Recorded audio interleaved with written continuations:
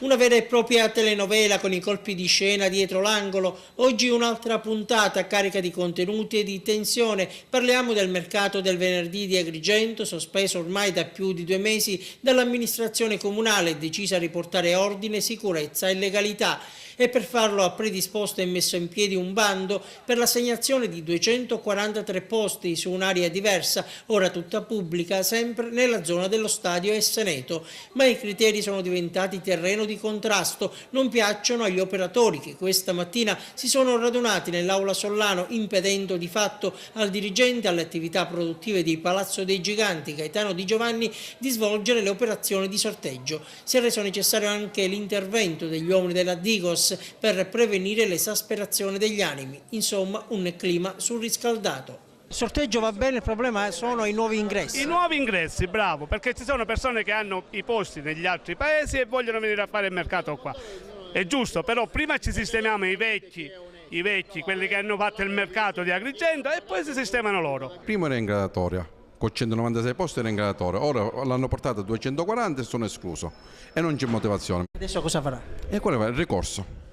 Ci hanno tolto il lavoro, non ci stanno facendo lavorare da 2 mesi, non si può continuare più questa.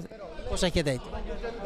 Di poter andare andando a lavorare nei vecchi posti, poi regolarizzano loro il mercato e poi ce lo dicono loro dove andare. Qua è da 2 mesi che siamo a casa, cioè un pane dei nostri figli ce l'abbiamo a portare, è una cosa insostenibile, lunedì è lunedì, il venerdì è venerdì, il sabato è mercato sospeso pure, non a rubare, non a maghire.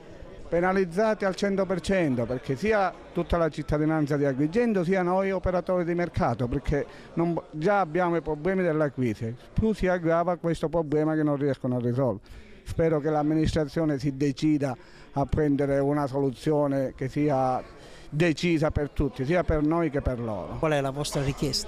Ecco, io rappresento 16 mercatisti, tutti residenti ad Agrigento. Stamattina ho avuto incarico di presentare una diffida al dirigente del settore, al sindaco e per conoscenza al Consiglio Comunale, perché noi riteniamo che la procedura sia interamente illegittima, contraria alle norme di legge che disciplinano la materia dei mercati cittadini settimanali e in particolare non era necessario un bando per spostare il mercato, si poteva fare un regolare spostamento previsto dalla legge garantendo le priorità di coloro che hanno lavorato e che sono stati al mercato precedentemente già per decenni. Alla fine gli operatori del mercato del venerdì sono riusciti ad ottenere il rinvio dell'operazione di sorteggio. Nelle prossime ore la palla passerà all'amministrazione comunale, oggi assente in aula, per decidere quale strada seguire dopo aver incontrato una delegazione degli ambulanti.